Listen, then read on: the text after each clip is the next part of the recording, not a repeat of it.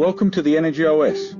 Today my guest is Shaun Sweeney, the founder of Energy Unleashed. Shaun is an engineer and researcher who recently completed his PhD at the Dyson School of Design Engineering at Imperial College London. Shaun is taking on one of the most complex and critical challenges of our time, the structural failure of our electricity markets. Much of this thinking really resonates with me on how we build a better energy system and how we build an operating system, Energy OS. In his 2025 thesis, A Fair and Digitally Regulated Electricity Market, Shaun argues that treating electricity like a 19th century commodity, such as wheat or copper, is a fundamental error in a modern grid dominated by renewable energy and two-way power flows. Instead, he proposes a radical redesign using automatic market makers to treat the grid as a real-time cyber-physical control system. Furthermore, Shaun's work integrates fairness mathematically into the market using something called Shapley values and a fair play algorithm to codify fairness. This puts the consumer back at the heart of our energy system, ensuring that essential human needs are protected mathematically rather than just through regulatory afterthoughts. Welcome to the show, Shaun. Right, here we go. Really looking forward to you sharing some of the insights today, especially around the thesis that you pulled together, I guess, over the last, how long? 4 years? 4 years. A lot of energy gone into it. And Shaun, is there any update on where are you with the thesis at the moment? I submitted it just before Christmas, and I'm just waiting for my university, Imperial College London, to examine it. And then I have a viva to do. But we had some very good news last week, which is the first paper that I submitted as part of the PhD to the Energy Economics Journal, which is one of the top-rated journals in economics as it relates to energy. So the work's been peer-reviewed and published there. So that's the big update. But just waiting to do an exam. Shaun, fantastic. Yeah, and a lot of what you've published in that thesis really resonates with me because it's about creating a fair energy system and putting the consumer back at the heart of it. It certainly is, yeah. So I think we'll get on to the thesis in a second. But that's what I was looking at for 4 years, how you really rethink the fundamentals of the energy market, in particular to put the consumer back at the heart of it and really come up with a concept of what fairness actually means in the energy system. Awesome, Shaun. I guess before we start, because there's a pretty gnarly challenge you're trying to run into here. At the heart of the thesis, there's something called Shapley values. Just so when we talk about them, what are they and how do you propose that they get implemented to ensure a fairer system? Yeah, so Shapley values, they're what you need when you're in a group project with your university colleagues or your college colleagues, and you have some people that are doing all the work and some people that aren't pulling their weight. And what it really brings to life is the difference in value that people are contributing to a system. So I haven't made them up. So it was a guy called Lloyd Shapley, who's an American mathematician who came up with these theories in the 1950s, and he won the Nobel Prize in economics in the early noughties. And the idea is that it's a two-stage process, and it really relates to game theory. What you have in the energy system is you have a very similar concept to as I described, where you have a group project where you have different people pulling their weight differently. You have a set of generators, and they're all providing different amounts of value to the operation of the system. So some of them are really valuable, and some of them are less valuable. So it's a two-stage process. The first stage is really a systems engineering process, where what you're doing is you're looking at all of the different combinations of generators. So you might have you might look at different sets of generators and see how much value they're actually providing to the system individually. So if you have generator A and then generator B, generator A, B, C, and so we have hundreds of generators that make up the system in the UK.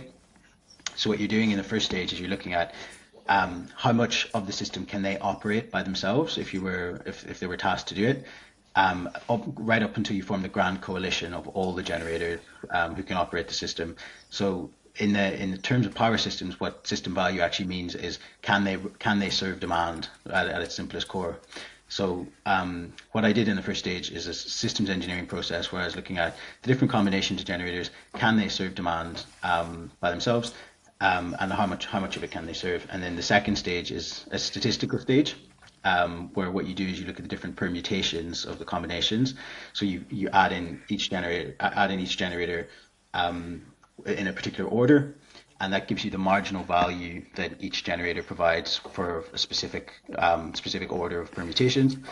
And what I did that's novel or innovative is I then link this to the revenue that generators earn. So you can think of examples already where this might be applicable. So last year we spent 1.5 billion pounds paying generators not to generate in Scotland as curtailment costs. And what we really should be doing is differentiating between the generators that are providing value and paying them different amounts of revenue based on the system value that they're providing versus the ones that aren't. So in my PhD, I modeled the whole UK electricity market extensively, where I modeled 29 million household and industrial demand and overlaid all of the actual generation assets that exist in the UK along with a representative network model. And basically, I came out and showed that you get all the results that you expect. So that by calculating what the Shapley values are for each generator, and then linking it to the revenue that they get, that basically constrained generators in Scotland earn less than generators in places where they're actually needed to be. And what that actually does as well is it actually provides really clear investment signals. So now now you have a signal that says actually there's a demand shortage in a particular area, so we should be actually building generation in those areas. So it actually helps to solve with the investment problem as well. Shaun, it's great to hear the word systems engineering in there because it's a pretty complex system that we're building. But if I just get to summarise what you just said, I think what you're saying is not all assets are equal, but they all have a value in the overall system. And the Shapley value is how to maximise the value based on how the system is performing at any one point in time. Exactly, yeah. And you'll see that Shapley values are used extensively as well in things like artificial intelligence modeling to determine features that are actually providing them the amount of system value. So it's a very standard approach, which it is. It's not how generators are paid today in the energy system, but it's how there's no reason why it couldn't be. Fantastic, Shaun. Right, based on that, let's try and dive in. Let's get a bit deeper into the thesis now. So one of the things that you talk a lot about the flawed commodity model as it stands today. I think you point out in the thesis that the current electricity markets treat energy like, I guess, a 19th century marginal pricing. We're buying wheat or copper, something centralized. Why is this, I guess you call it the non-classical or the neoclassical economic model failing us today, especially when we're in a new era of renewables, weather dependent, and we're also trying to electrify transport and heat at the same time. Let's try and bring that to life. Yeah, no problem. Well, the first thing to say is that this model it really was okay when okay to use when the market was liberalized in the 90s, when you had a very different system. So you had a system with just a small number of controllable assets that were providing power to generate to the whole system. And the way that it works is you have a supply curve and you have a demand curve, and they cross, and you're supposed to be at equilibrium. Okay, but that is not, and the price emerges from that. So the price comes out as the equal marginal bid of the last generator that's included in the merit order, but that's not the system that we have today. So the system that we have today consists of millions of distributed assets that are both pushing and pulling power. So we now have solar panels, which depend on the sun. We have electric vehicles, which are causing constraints in the local distribution network, and we're trying to access flexibility to counteract the variability of solar and wind. So the point that I'm trying to make in my thesis is that this model, so if you have a local distribution network where you can't actually serve all the demand, the equilibrium point doesn't exist anymore. We're not at equilibrium because we can't serve all the demand that we'd like to be able to serve. And equally so, sometimes there's too much supply, we don't have the demand to counteract it. So the neoclassical model was really okay for when we didn't have a constrained network and we had elasticity of supply that we could just vary to match with demand. But that's not what we have anymore. So what we've done in the market really is, rather than deal with that problem, what we've done is we've introduced, I like to think about them as sort of band-aids for the energy markets. We've introduced things like contracts for difference, which is basically an insurance product. So when things go wrong, what we do is we claim on an insurance product to try to fix the problem. So the argument that I'm making is that prevention is better than a cure. So rather than having an insurance product that we're claiming on every time something goes wrong, and we really break the market by doing things like that. It's not, the electricity market isn't really a market at all. It's kind of an administered lottery system, more or less. Then the other thing that we do is we've added on things like flexibility markets. So flexibility markets, I like to think of it as, if you stare at your finger for long enough, you could convince yourself that you're looking at a representation of the Earth. You're kind of stuck in a local optimum, or a local minimum. We've added these on rather than trying to actually get flexibility from demand, which is what I've tried to do in the PhD. So we've changed the characteristics of the system, but we haven't really updated the model at all, and that this is really what leads to lots of additional costs in the system. So rather than dealing with the fundamentals of how you get of rethinking how you get demand to match with supply at times when it's needed, what we've done is we've added these layered incentives.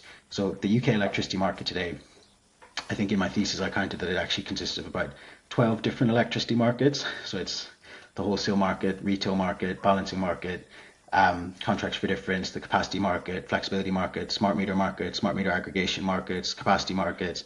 I can't think of the other three right now, but they're listed in the thesis. So that's why our electricity bills are so high, because we've done this layering of markets rather than really updating the fundamentals and using today's tools to do that in terms of having a digital system.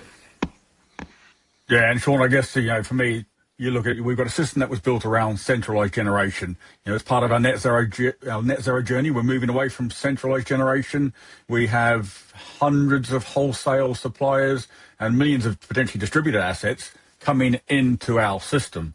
That decentralized generation is really a different model, and we need to start building the system that reflects the infrastructure that we're going to be building. And we've certainly seen with the local energy plan that was released by the government earlier this year, a far greater move to community and behind the meter assets, which will help to lower our costs, which will be, great for consumers, but we've got a lot of building to do around the whole system.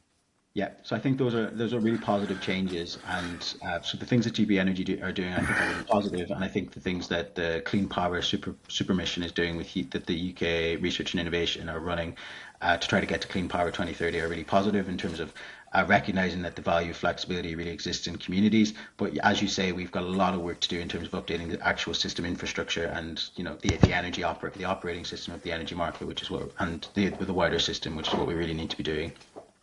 Yeah, and Shaun, that links us, I guess, nicely to my next question. You talk about in the thesis the automatic market maker. You're proposing that we need something different, and I like the way it's classed as automatic, because we start to codify how this starts to work, and it starts to work in almost machine time, not in looking backwards time. So tell us a bit about the automatic market maker and how it helps to build this sort of digital scarcity controller for our physical grid. Perfect. So I mentioned that we have equilibrium in the market, and I don't think we're at equilibrium anymore, but we also have another equilibrium, which is the equilibrium for the grid. Okay, and that's what we really need to be caring about. So when the grid is at equilibrium, what we have is the frequency is at the nominal frequency and the voltages are at the nominal voltages. So what we have now, I'm saying the market is not at equilibrium. The market can't be at equilibrium because the grid hasn't been designed to enable that, because we don't have the thickness of the cables and the wires to be able to serve electric vehicle demand where it needs to be, and we don't have the thickness to be able to cope with the export of PV. So what I'm saying is now the market should become a dance. Okay, so there should be a dance, and this is what the automatic market maker is really doing. So the dance is between, rather than the price of energy emerging as the outcome of an equilibrium optimization algorithm, we should use the price as a tool to try to get to equilibrium. So I've designed the automatic market maker based on control theory. So control theory is a branch of mathematics that put men on the moon and really operates our world behind the scenes. So what it does is it has a target, which is the target that the system should be at equilibrium. Equilibrium for the grid, and the market should really support that rather than the other way around. So at the minute, the system works as the market operates ahead of time, and then the National Electricity System Operator and the DSOs are really left to deal with whatever the market outcome is and to try to maintain the system balance. Whereas what I'm saying is, let's flip that on its head and say that let's put the system objectives first and say let's try to maintain the frequency and voltages and use other input signals to try to infer whether the grid is going to be at balance or not, supply and demand, and use that to infer the price. So it's I think about it as a seesaw. So there's two different cases. One is where there's too much demand, which causes voltages to drop. So that could be if there's electric vehicles being overloaded on a feeder, and in that case what you want to happen is you want the buy price of energy to go up, so people are discouraged to purchase, and you want the sell price to go up as well, so that people are encouraged to provide energy to actually restore the equilibrium. And on the other side you have cases where there's too much supply or there's abundance, and what you want to happen in that case is you want the buy price to be low, so that people are consuming the excess, and you want the sell price to be low, so people are discouraged from actually providing more energy. So that's the principles of the automatic market maker, how it works. And the other aspect of it is that it actually works within a holarchic architecture. So the holarchic architecture is the structure of the grid. So the grid is still structured with a sort of digital spine or a backbone, which is the transmission network. And then off that, you have the distribution network, and then right down to our individual homes and our individual devices. So a holarchy is like a nested Russian doll arrangement where you have pricing at each individual level. So rather than having an energy price for the whole system, you can have a price for each you can have a price down to each individual device if you wanted to. So I'm going to play that back again because I love the distributed assets working in harmony, doing that sort of dance around balancing the system. And then I guess if we get the system balanced, we get this right, and the automatic market maker works correctly, many of us as consumers will start doing a bit of a happy dance because our bills won't be increasing with such volatility. In fact, ideally, I should be seeing some decrease in our bills, which would be fantastic. Yeah, pricing volatility is really indicative that the market is not working. So there's so many signals right now that indicate the market doesn't work as it's supposed to. I mentioned that it's sort of basically an administered lottery system in terms of the generator revenue, but the other side of that is, yeah, what we're paying on our bills. So ultimately, there's no focus whatsoever on what consumers are actually having to pay. It's just, whatever this market comes up with, which doesn't make any sense in economics at this point because we've drifted so far from the core of what the system characteristics are supposed to be. So yeah, there's quite a lot that we have to do to get the consumer back at the heart of the system. Yeah, and Shaun, I think as we go through that, we touched on the sort of automatic market maker. Then I come back to fairness being at the heart of this. In fairness, there's many different lenses. We've talked about sometimes it may be fair for the transmission network to have to take a leading role. Sometimes it may be fair for the distribution network to take a leading role. And sometimes it should be fair for the consumer to have a leading role. Fairness is at the heart of what you've been talking about. And we've touched on codifying fairness. So I guess bring codifying fairness to life. Sure.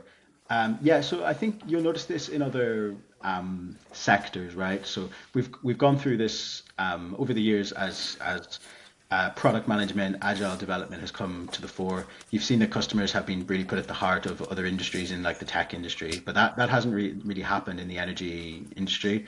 So what I think we really need to do is take those principles of agile product management and think about putting the customer back at the heart of the system, right? So what I did in terms of codifying fairness is I looked at it from different stakeholders' point of view. So I said there were consumers and there's different things that we need to do to be fair to them. And then for generators, there's different things that we need to do to be fair to them. And we need to be fair to the suppliers and fair to the regulators. And as you say, to the system operator and the distribution system operator and the idea is that using an agile product management approach, all of these different stakeholders have different things that they care about. So in terms of consumers, well, I came up with a general theory of fairness, which has four pillars. One is fair cost sharing. One is fair rewards, so that people are actually rewarded for if they show desired behaviors. The third one is fair access, and the fourth one is fair service delivery. So I try to generalize them as much as possible because, as you say, there's sort of parts of fairness which could be subjective. So I try to design it around the service very much. And what people don't really realize is that fairness might sound like a fluffy concept, but in reality, fairness has been operationalized in basically every other large infrastructure setting. So if we think about the internet, there's actually lots of algorithms that work in the background that think about how we fairly share bandwidth. So I've tried to take those principles and then really kind of replicate, but also adapt them for how they work for the electricity for the electricity system. So the fair cost sharing is really what I spoke about already in terms of the Shapley values, that people actually cause the cost and who actually add the system value actually receive revenue in relation to the system value that they provide. Fair rewards, I mentioned, is around rewarding people for desired behavior, like showing flexibility. And then the final two, fair access and fair service delivery, really relate to this fair play algorithm, which I came up with. And this fair play algorithm really governs how both scarce and abundant resources are shared among a set of agents at times when there's too much or there's too little of the supply. So it relates to like fair curtailment and fair service delivery. So if you have a local part of the network where it's constrained and you have many people who want to be consuming at once, how do you decide who gets access to the resource and what do they pay? So yeah, what it is a stochastic algorithm that actually protects people's essential demand. which is fundamental because we can't forget at the heart of this is that people are using electricity in their lives to actually go about their functions, to deliver comfort, and they actually have to pay their energy bill at the end of the day. So we don't want to bankrupt people, and we want them to live in comfortable lives where they're not cold and they're able to eat their food and things like that. So yeah, it's an algorithm that should be working kind of invisibly as long as everything's going as long as everything's working properly. But it also provides options. So if someone decides that you know, they're well to do, they've got enough money, and they don't want to have to they don't want to have to they want a higher service level like you do with your broadband or something. If you want the higher bandwidth option, it builds in that there's actually optionality in terms of product options that people could have. And the idea is that it's network aware as well, so it's not going to overload the grid. That's really what it is in terms of, so it's really putting the customer at the heart, but not in a sort of abstract way. It's really sort of tangible outcomes that people are trying to help them achieve.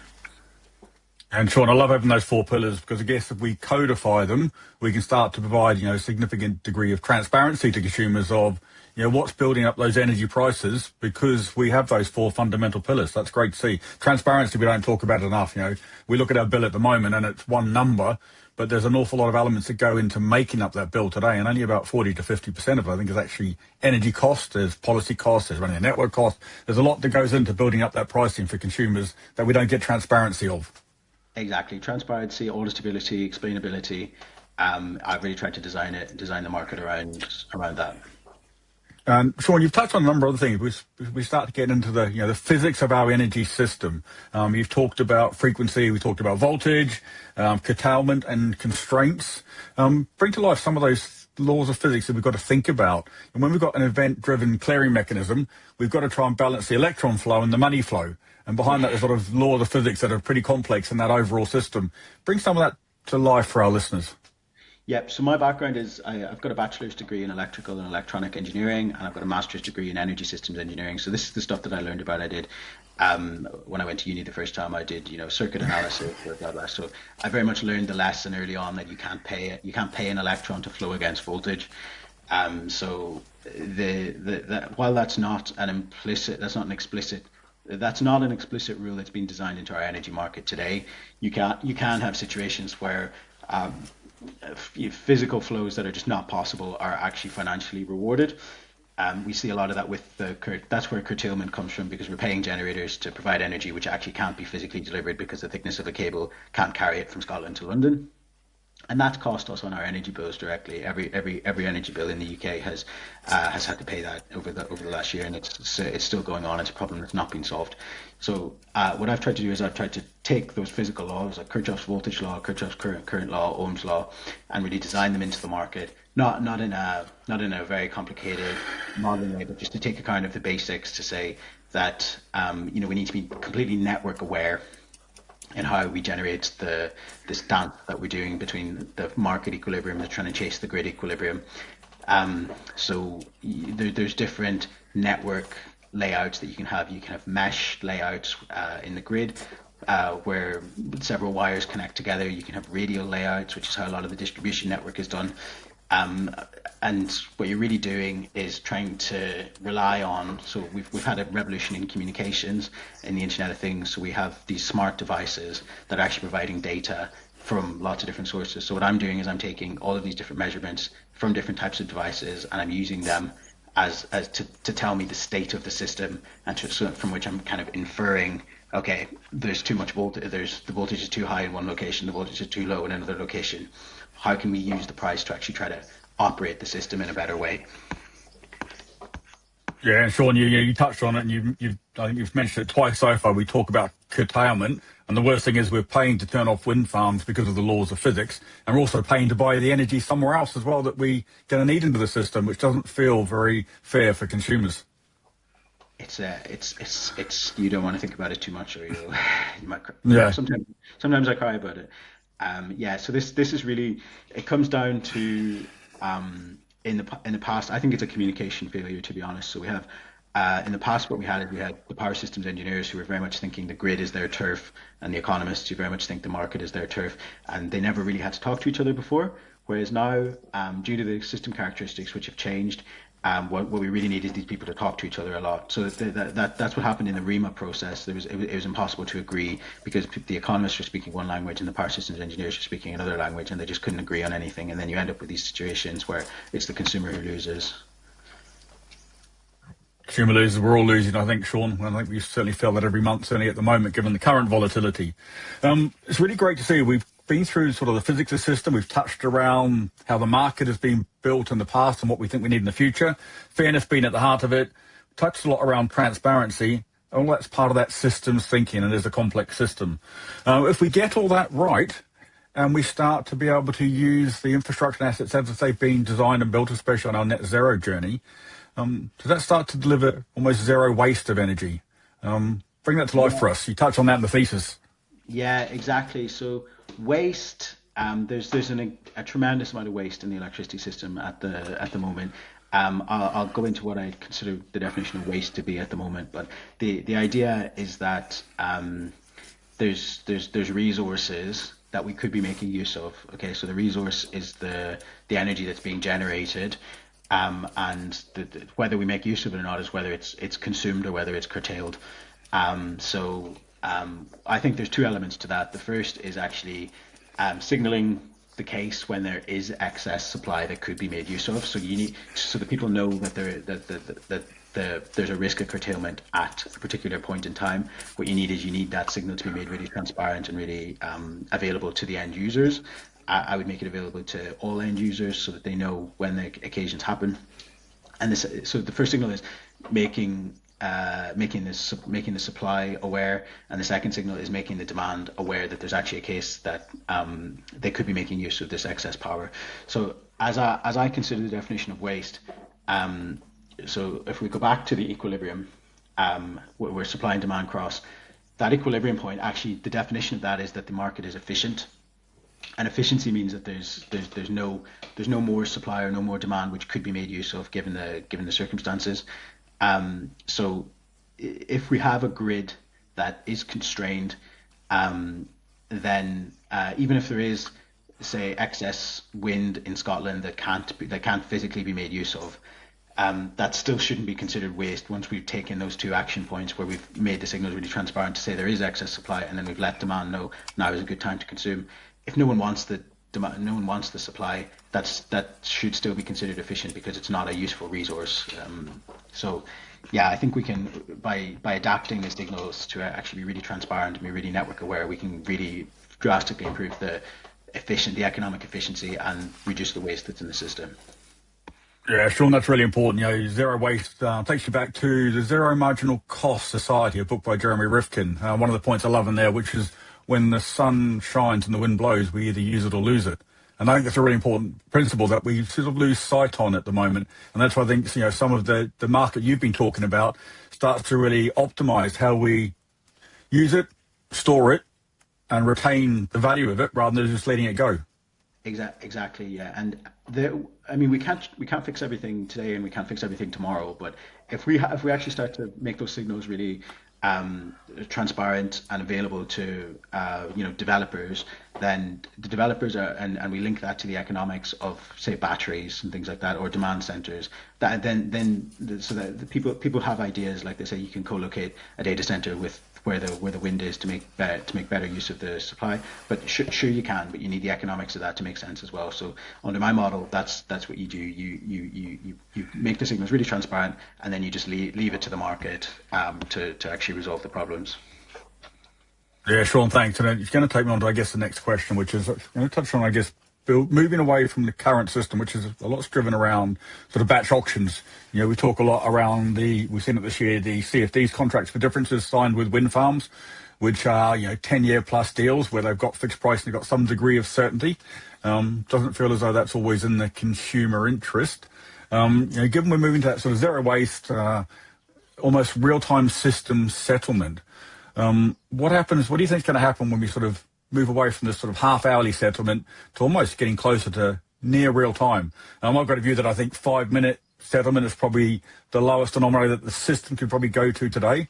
We've seen that already in other markets, certainly in Australia, given their large deployed base of renewables. They've gone to 5-minute settlement. But what happens when we actually get closer to almost a continuous real-time market?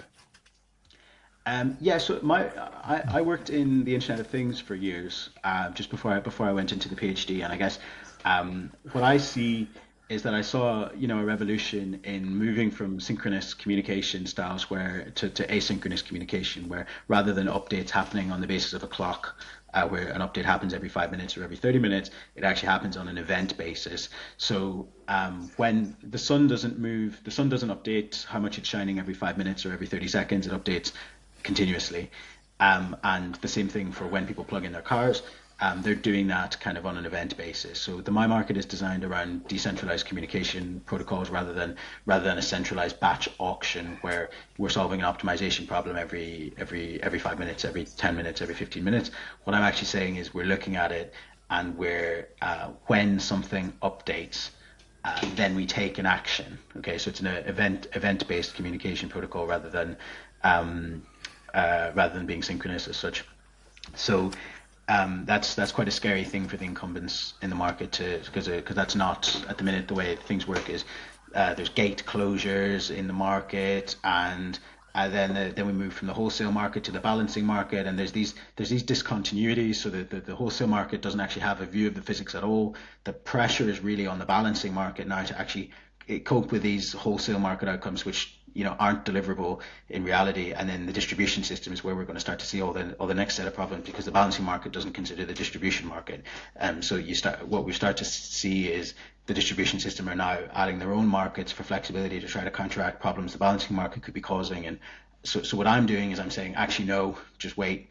We have one system which covers the distribution system, the transmission system, and we have the market, where we have certain objectives that we have to be able to achieve. So in terms of what I'm doing is I'm looking continuously at all the data that I'm getting in real time and updating it continuously in real time. So there's not really this concept of a batch auction, and I think it's as the system moves to be more real time, and we have to.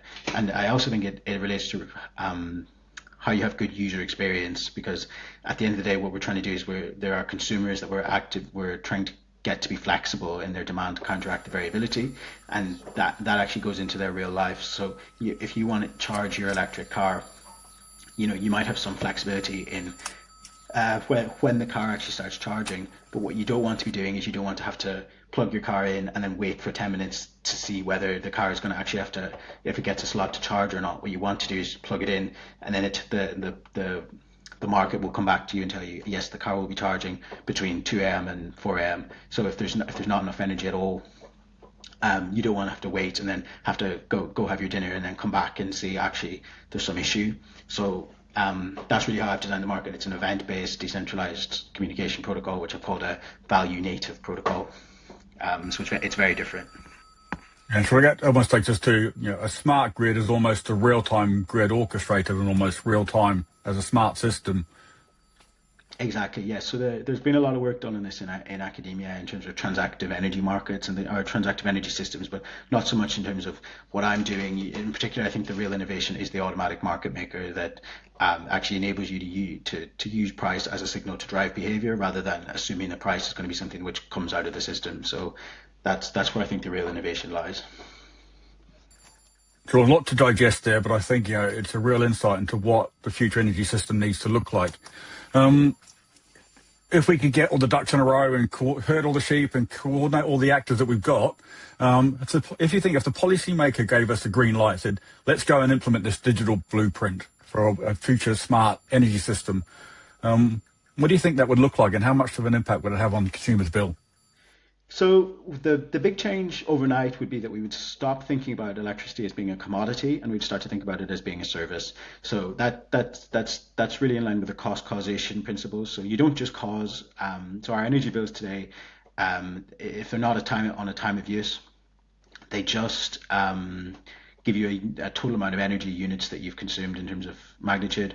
That's not how costs are caused on the energy system. Costs are caused based on it's a networked system where your actions actually impact on the actions of other people. So when you're consuming, if you're consuming at the same time as other people, that impacts on the cost of the system. So we have a concept called the system margin, which is how much spare capacity there is available in the system, and that maps back to, if you have to turn on extra generators, which then then add extra cost to the system. So if we were to move to this digital regulation blueprint and actually designing the market as a service rather than as a commodity, what would change is you would have a different interaction in the retail market rather than just you would actually have a truly competitive retail market, because retailers would be able to offer much different service offerings on the basis of actual. So I'm putting retailers on the hook. They're being charged in the wholesale market in a very different way to how they're being charged at the moment, and where they're just being charged for the volume. So that's then passed through to the retail market. So they have the ability to ask consumers, which reflects the non-homogeneous nature of society. What actual they can actually design packages for consumers. So what energy do you need? Are you willing to be flexible in your demand? What power do you need? Do you have any smart devices for us to manage? And so across the range of reforms that I'm proposing, which relate to reform to the wholesale market, capacity market, flexibility market, contracts for difference, my estimate is that we can reduce energy bills by between 33 and 50%. So that's quite a substantial number. And the thing is that as we're transitioning to an electrified economy, that would have a really big impact on economic growth as well. So it's really quite big numbers that we're talking about. Shaun, you're taking us down on a bit of a journey through all of that, which is fantastic. Hopefully some people get a better understanding of the thesis that you put together. But I guess if I'm going to summarise, what you're saying is what got us here to today won't get us to a value-based energy system in the future, and we need to do something different. So given that, if you had one ask of the regulator tomorrow, you're in a room with the CEO of Ofgem, what would you want ask to Ofgem be around doing something differently?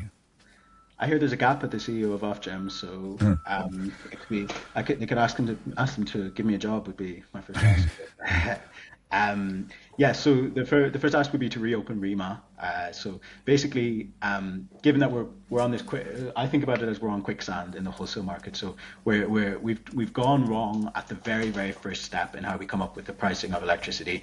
So the very first thing that I would be asking is, can we reopen REMA to redesign the wholesale electricity market, and to really there's some quite good stuff happening with Alexon taking on the role of market facilitator for flexibility, but they have a very difficult job. I don't think they can actually do their job unless more significant reforms of the wholesale market are considered. So that's what I'd be looking at, because I think it's really important that we're on very firm footing. So I think a lot of the other reforms that are happening, like NESO's National Reform Pricing Strategy, they can't really do very much because the wholesale market is fundamentally broken. So what I would be looking at is actually getting back to first principles and trying to fix the problem where it goes wrong in the first place, which is in the wholesale market. Sure, maybe someone has been listening to you, because I know there's the Energy Select Committee inquiry at the moment around looking at some of these areas. So hopefully the input that's gone into that gets us to start to rethink a little bit differently, maybe, and ask those right questions. We can only keep our fingers crossed and hope, I guess. We can indeed, yes. So I submitted because I consider my PhD to be a bit of a breakthrough in terms of the fundamental. It's a rethink of a lot of the energy economics that people would learn in university. So I submitted a submission to the Net Zero Energy Security and Select Committee. So it's Bill Esterson that heads that up. So hopefully he's listening, and he knows that there's possibly another solution that would be helpful for us to get to our clean power 2030 objectives and actually deliver on affordable energy bills. Yeah, and Shaun, I contributed into there as well around some of the digitisation of our energy system and how we need almost a mandated body with some real levers to pull around coordinating the system that we need to build, both from a top down and a bottom up as well. I think it's really important. Through that journey, we've touched around the whole net zero journey. Some people believe we should be doing more drilling in the North Sea. I think it's got a role to play in the future, but I don't think we can get away from net zero. Net zero is very topical, not only, I guess, from sort of recent geopolitical events, fuel price volatility. Where are you on our net zero journey today as the closing comment? Yeah, so climate change is a really big, even it's the existential challenge of our times. So it's really irresponsible to kind of say we're going to put that to one side. Even if climate change turns out not to be real, there's so many good reasons to move to an electrified economy. In terms of technology updates and better consumer experience, and people being able to generate their own energy. It's great for resilience.